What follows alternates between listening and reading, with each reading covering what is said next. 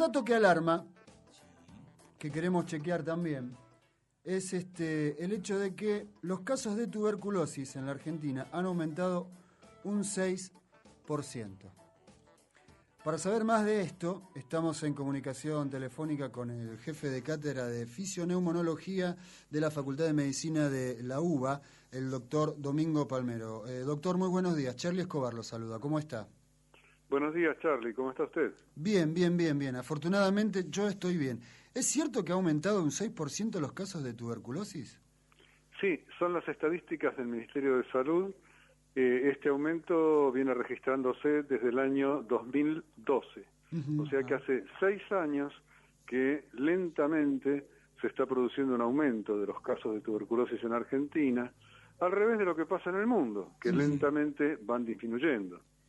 Es una cuestión preocupante. De todas maneras, nuestro país está a un nivel bajo en cuanto a la cantidad de casos de tuberculosis que tiene por año. Nosotros hacemos un conjunto con Uruguay y con Chile. Somos los países del Cono Sur que estamos relativamente mejor en tuberculosis respecto al resto de Latinoamérica. Pero este fenómeno no deja de llamar la atención y de preocupar. También han aumentado ligeramente las muertes por tuberculosis. Ajá. ¿Y a qué se debe esto, doctor? Y ha habido varios problemas. El Programa Nacional de Control de Tuberculosis tuvo algunas alternativas. Hemos estado sin jefe de programa 2 o 3 años. Y recién el año pasado se ha designado un nuevo jefe de programa y la compra de medicamentos definitivamente está funcionando bien, cosa que hemos tenido algunas interrupciones.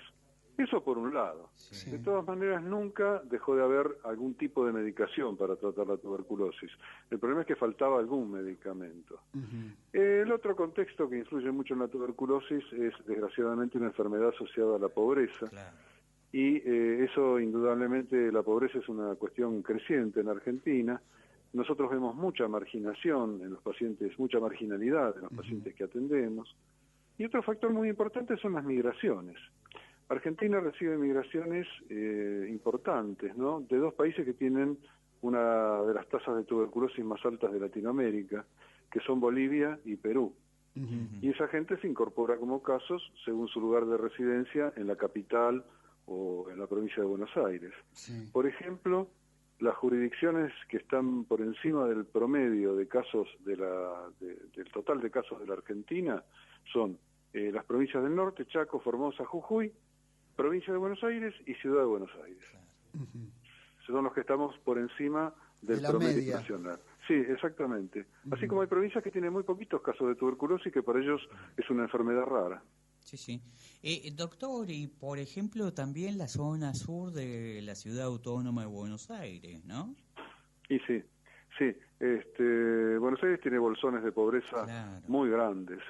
Y realmente, de todas maneras, la gente que vive en la Ciudad de Buenos Aires tiene más acceso a la salud, porque hay una red de hospitales mucho más grande, están los centros de atención comunitaria, los que llaman CESAC, que no recurren, pero bueno, están disponibles. Es más grave el problema en el conurbano. En determinadas zonas del conurbano sur, del conurbano oeste, uno ve realmente nidos de tuberculosis, ¿no?, en esos lugares. Doctor, ¿y por qué corresponde casi el 50% de los casos detectados a hombres y mujeres entre 20 y 45 años? Eso justamente refleja lo mismo, que cuando la tuberculosis está bajo control en una determinada provincia, país o lugar, se va desplazando hacia los viejos, porque se han infectado en épocas que había mucha tuberculosis. Cuando el control de la tuberculosis no anda bien, justamente aparecen más casos en los jóvenes. Eso se viene registrando en Argentina hace mucho tiempo. Y estaba relacionado con el HIV, relacionado con las migraciones, pero no nos queda del todo claro, porque tampoco es un país catastrófico en cuanto a tuberculosis. Pero eso también se suma a la preocupación sobre el tema, ¿no? Doctor, ¿y cómo uno puede darse cuenta? Digo, porque capaz tiene una tos común, ¿no?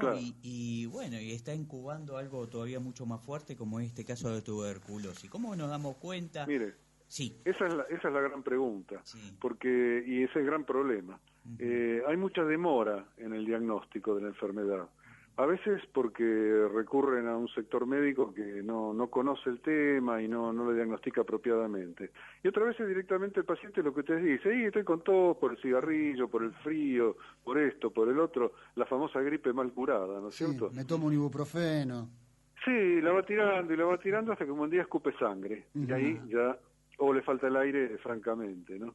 También hay gente que tiene tantos problemas en su vida, problemas económicos, problemas sociales, que la tos es lo que menos le preocupa, ¿no es cierto? Desgraciadamente. Pero lo que es importante es lo que se define como sintomático respiratorio.